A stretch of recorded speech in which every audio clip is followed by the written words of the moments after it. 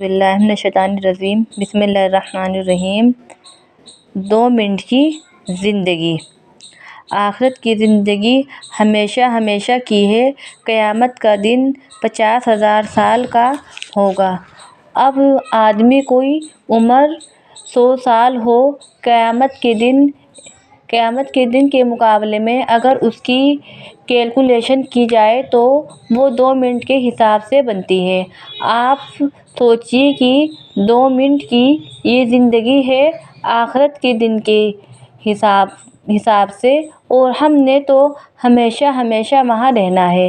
کسی آدمی کو کہیں کہ 2 منٹ ذرا تنگی میں بیٹھ لو، پھر آپ کی ہر چاہت پوری کریں گے، وہ کہے گا 2 منٹ کے لیے میں ہر تکلیف اٹھا لوں گا، مگر اس کے بعد مجھے آسانی چاہیے۔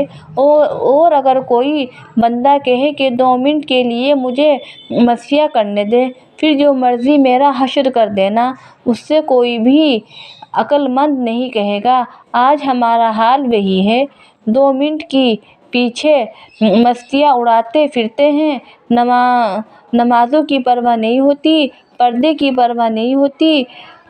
محسوس کرتی ہیں عورتیں پردہ کر لیں گی تو پھر ہم باہر کیسے نکلیں گی؟ ان بیچاریوں کو محسوس ہوتا ہے کہ لوگ ہمیں کیا کہیں گے، یہ سوچتی ہیں کہ لوگ ہمیں کیا کہیں گے۔ یہ کیوں نہیں سوچتی کہ اگر ہم بے پردہ باہر نکلیں گے تو اللہ ہم سے کیا کہے گا؟ بے پردگی کی نحوست۔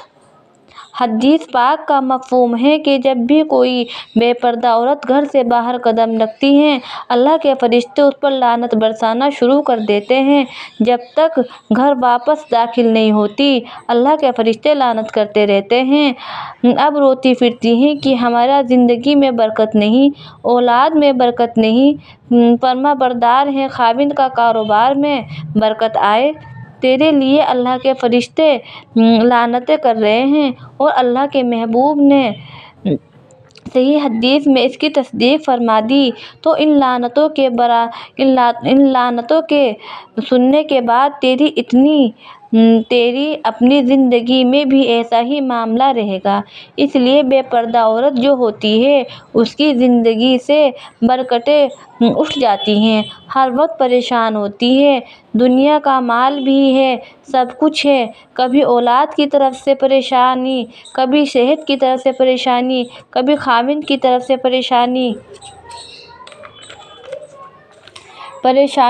کبھی جیٹھانی کی طرف سے پریشانی، کبھی ساس کی طرف سے پریشانی۔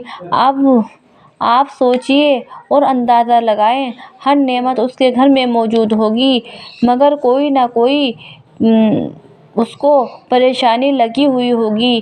یہ حقیقت میں پریشانی اس بے برکتی کی وجہ سے ہوتی ہے جو وہ اللہ کے حکم کو توڑتی ہے، نبی کریم صلی اللہ علیہ وسلم کی سنتوں کو چھوڑ دیتی ہے۔ اس لیے چاہیے کہ ہم عقل مند کا صحبت دیں اور دنیا کے اندر اپنی آخرت کی تیاری کر لیں۔ آخرت کی جہیز کی تیاری۔